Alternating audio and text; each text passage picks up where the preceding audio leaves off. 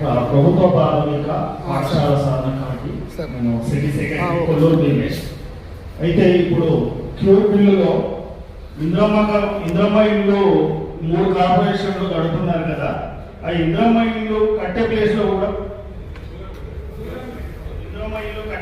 కూడా ప్రత్యేకంగా ప్రభుత్వ పాఠశాల కూడా స్థలాన్ని కేటాయిస్తే బాగుంటుందని ఇప్పుడే మేము కోరుకుంటున్నాము.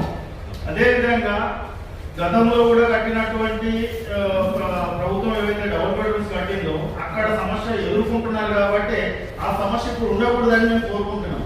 ఎందుకంటే అక్కడ ప్యూర్ పీపుల్ వెనుకబడినటువంటి లేబర్ వాళ్ళే ఉంటున్నారు, వాళ్ళకు స్కూల్ సమస్య ఉంటుంది.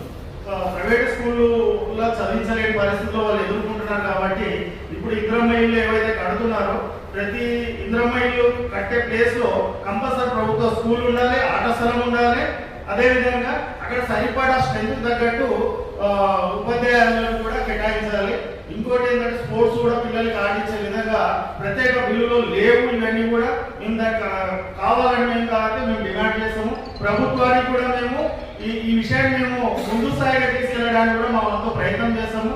అదేవిధంగా ప్రస్తుతం ఉన్నటువంటి ప్రభుత్వ పాఠశాలలో మౌలిక సదుపాయాలు కూడా కల్పించాలి.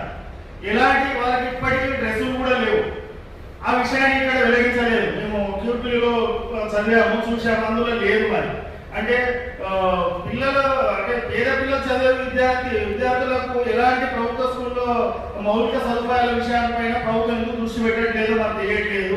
వాటిపైన ప్రత్యేక దృష్టి పెట్టాలని, అదేవిధంగా ఇప్పుడు గవర్నమెంట్ కట్టుతున్నటువంటి బిల్డింగ్ల దగ్గర కూడా ఆట స్థలం అనేది ప్రత్యేకంగా ఉండాలి. పిల్లలకు ఆడుకోవడానికి స్థలం లేకుండా అయిపోతుంది రాను రాను. అదొకటి దృష్టిలో పెట్టుకొని గవర్నమెంట్ చేస్తుందని చెప్పేసి మేము కోరుకుంటున్నాము. ఈ క్యూర్ బిల్లు పైన రౌండ్ టేబుల్ సమావేశం ఏర్పాటు చేసినటువంటి సిద్ధరాజ్ సార్ గారికి ప్రత్యేక ధన్యవాదాలు.